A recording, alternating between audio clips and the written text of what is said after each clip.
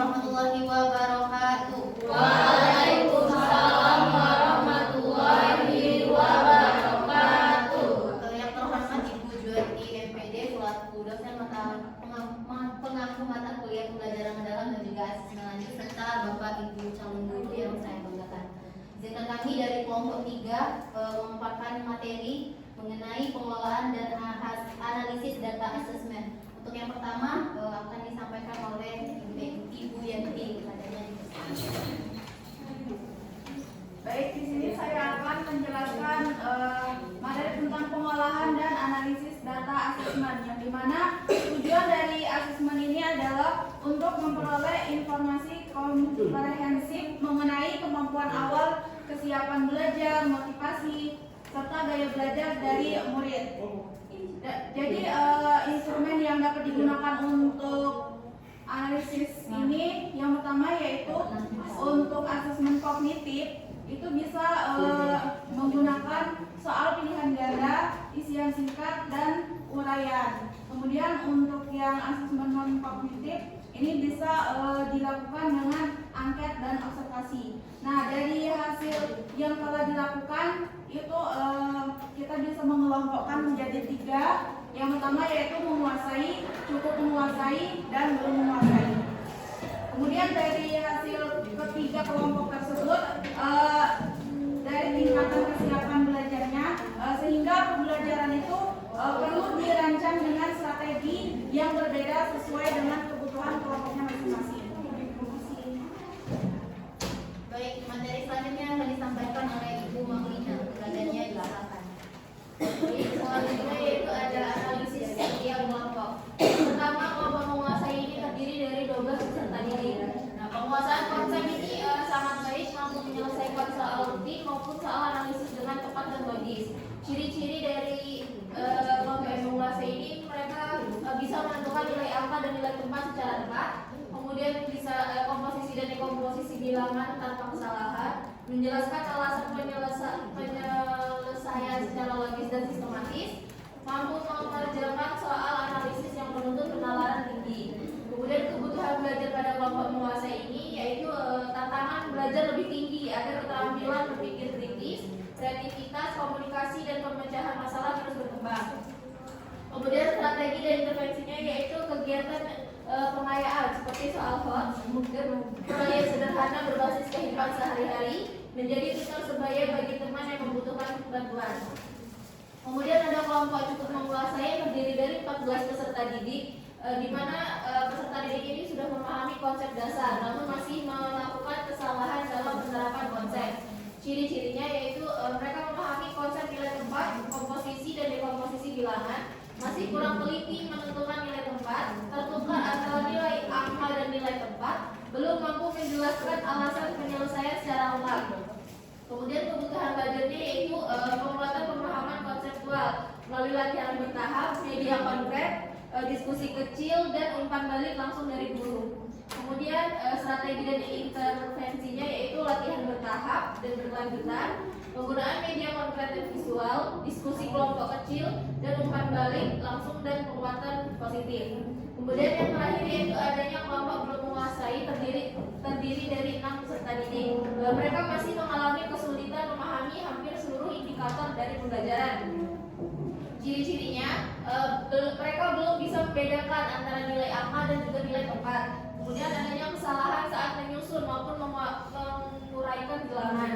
Dan mereka juga belum mampu menjelaskan langkah penyelesaian dengan benar. Kebutuhan belajarnya, mereka membutuhkan remedial intensif dengan media konkret, pendampingan individual, latihan dari sederhana ke kompleks, serta dukungan tutor sebaya. Strategi dan intervensinya menggunakan media konkret seperti kartu angka, bagi nilai tempat, balok nilai tempat. Kemudian adanya pendampingan individual, latihan bertahap dari sederhana ke kompleks, dan adanya dukungan dari tutor sebaya. Mungkin sekian dari saya. Dari selanjutnya akan disampaikan oleh Ibu Baby. Badannya baiklah, saya akan menjelaskan bagian analisis data asesmen dan kognitif. Yang pertama itu analisis hasil asesmen berdasarkan motivasi belajar. Di sini hasil analisis menunjukkan bahwa motivasi belajar kognitif ada 3 kategori. Yang pertama itu motivasi belajar tinggi,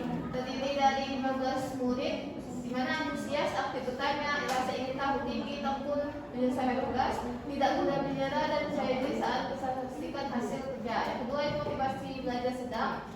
Minat belajarnya cukup baik, mengikuti kegiatan dengan tertib, namun masih memerlukan dorongan guru untuk lebih aktif bertanya, berdiskusi, dan percaya diri menyampaikan pendapat. Yang ketiga itu dalam kategori motivasi belajar sedang, yaitu kurang antusias, mudah menyerah pada soal sulit, kurang aktif dalam diskusi dan tanya jawab, serta masih kurang percaya diri sehingga memerlukan motivasi dan pendampingan individu. Itu yang kedua, analisis hasil asesmen berdasarkan gaya belajar.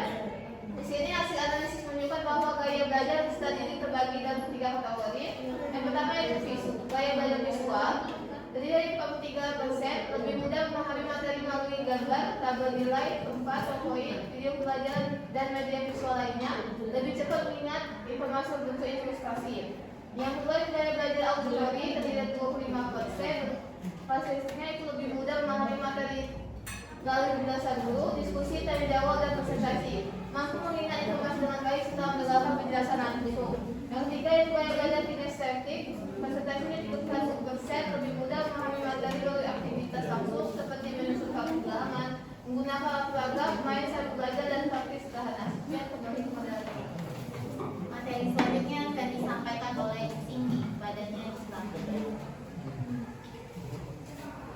Penafsiran makna data asesmen. Yang pertama ada penafsiran berdasarkan kesiapan belajar, di mana hasil asesmen menunjukkan kemampuan awal peserta didik berada pada tingkat kategori kelas memiliki tingkat kesiapan belajar yang langsung sehingga pembelajaran tidak lanjut diberikan dengan pendekatan yang sama. Yang kedua, penafsiran berdasarkan motivasi belajar, di mana motivasi belajar mempengaruhi keberhasilan belajar. Semakin tinggi motivasi, semakin besar kesiapan peserta didik dalam menghadapi tantangan belajar. Yang ketiga itu ada penafsiran berdasarkan gaya belajar, di mana terdapat keberagaman gaya belajar peserta didik. Penggunaan selalu metode saja tidak akan mampu untuk memenuhi kebutuhan seluruh peserta didik. Dan yang terakhir ada implikasi data asesmen terhadap perencanaan pembelajaran, dengan guru perlu menerapkan pembelajaran berdiferensiasi agar setiap peserta didik memperoleh layanan belajar sesuai kesiapan, motivasi, dan gaya belajarnya. Dari yang terakhir akan disampaikan oleh Putri, badannya disilakan. Selanjutnya refleksi profesional. Yang pertama itu makna pelaksanaan asesmen awal. Sebelum asesmen awal, guru cenderung menganggap seluruh peserta didik memiliki kemampuan awal yang sama. Setelah menganalisis hasil asesmen, terlihat bahwa setiap peserta didik memiliki kesiapan belajar, motivasi, dan gaya belajar yang berbeda. Hasil asesmen awal ditemukan kesiapan belajar yang menguasai itu terdapat 37,5% dan cukup menguasai itu 43,75% dan belum menguasai itu 18,75%. Dan motivasi belajar itu motivasi belajar yang tinggi terdapat 46,88%, motivasi belajar yang sedang 37,50% dan rendah 15,62%. Dan gaya belajarnya visual terdapat 43,75%, auditori 25%, dan kinestetik 31,25%. Melalui analisis data asesmen, guru menyadari bahwa pembelajaran berdiferensiasi adalah pendekatan yang tepat untuk mengakomodasi keberagaman peserta didik di kelas.